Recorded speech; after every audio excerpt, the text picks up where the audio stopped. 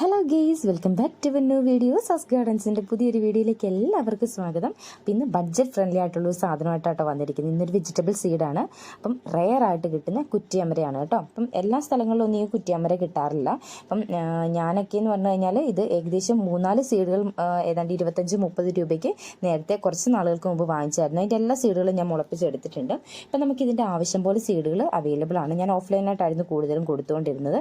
അപ്പോൾ വിചാരിച്ചു നേരത്തെ ഞാൻ ഇതിൻ്റെ ഒരു വീഡിയോ, ഇതിൻ്റെ ഗുണങ്ങളെ പറ്റിയിട്ടൊക്കെ ഉള്ളൊരു വീഡിയോ നേരത്തെ ചെയ്തിട്ടുണ്ട്. അപ്പോൾ ഒരുപാട് പേര് കമൻറ്റ് സെക്ഷനിൽ കുറ്റിയമരയുടെ സീഡുകൾ ചോദിച്ചിരുന്നു. അപ്പം നമ്മൾ ഓൺലൈനിൽ സെയിൽ സ്റ്റാർട്ട് ചെയ്തിട്ടുണ്ട്.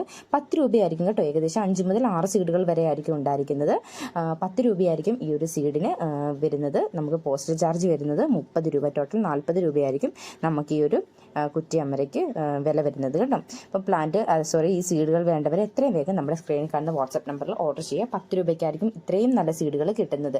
ഞാൻ വാങ്ങിച്ചപ്പോൾ ഏകദേശം 2, 3, 4 സീഡുകൾ മാത്രമായിരുന്നു ഉണ്ടായിരുന്നത്. ഇപ്പം നമുക്ക് ആവശ്യമുള്ള സീഡുകൾ ഉള്ളത് കൊണ്ടാണ് നമ്മൾ ഈ ഒരു പ്രൈസിൽ തരുന്നത്.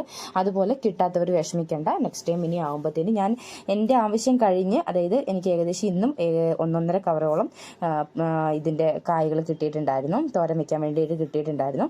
അപ്പം ബാലൻസ് വന്ന കായ്കൾ അവിടെ തന്നെ നിൽക്കുകയാണ്. അതാണ് ഈ ഉണങ്ങി സീഡുകളായിട്ട് വരുന്നത്. കാരണം നമുക്ക് ആവശ്യത്തിൽ കൂടുതൽ ഈ ഒരു ബീൻസ് നമുക്ക് കിട്ടുന്നുണ്ട്. അപ്പം നമ്മളിപ്പോൾ വീട്ടിൽ നമുക്ക് ഗ്രോ ബാഗിലും മറ്റും എങ്ങനെ വേണമെങ്കിലും നട്ടു വയ്ക്കാം. ഞാനിത് കൂടുതലും കറിയിൽ ഉപയോഗിക്കുന്നത് ഈ ഒരു അമരപ്പയറും, കൂടുതൽ ഈ അമരപ്പയർ എടുത്തിട്ട് അതിനോട് അരമുറി ക്യാരറ്റോ അല്ലെങ്കിൽ നമ്മുടെ നോർമൽ ബീൻസും ഇട്ടാണ് എപ്പോഴും തോരൻ വെക്കാറുള്ളത്. കാരണം എനിക്ക് അതാണ് കൂടുതൽ ഇഷ്ടം. നല്ല ടേസ്റ്റിയാണ് കേട്ടോ. പിന്നെ ഇതിൻ്റെ ബീൻസിൻ്റെ അധികം മൂത്ത് പോകരുത്. കായ്കൾ മൂത്ത് കഴിഞ്ഞാൽ ഇത് നന്നായിട്ട് പച്ച കടിക്കും. അങ്ങനെ ഒരു പ്രശ്നമുണ്ട്. അതുകൊണ്ട് നമ്മൾ ഇത് ഒരു പരുവാകുന്ന ഒരു സമയത്ത്, അതായത് അതിൻ്റെ സീഡുകൾ പരുവാകുന്ന ഒരു സമയത്ത് തന്നെ നമ്മളിത് പറിച്ചെടുക്കേണ്ടതുണ്ട് കേട്ടോ. അപ്പം ഇതിനെ പറ്റിയിട്ടുള്ള നേരത്തെ ഡീറ്റെയിൽഡ് വീഡിയോ ഞാൻ ലിങ്ക് ഡിസ്ക്രിപ്ഷനിൽ ഇട്ടേക്കാം. അപ്പോൾ അടുത്ത വീഡിയോയിൽ കാണും വരെ ബൈ.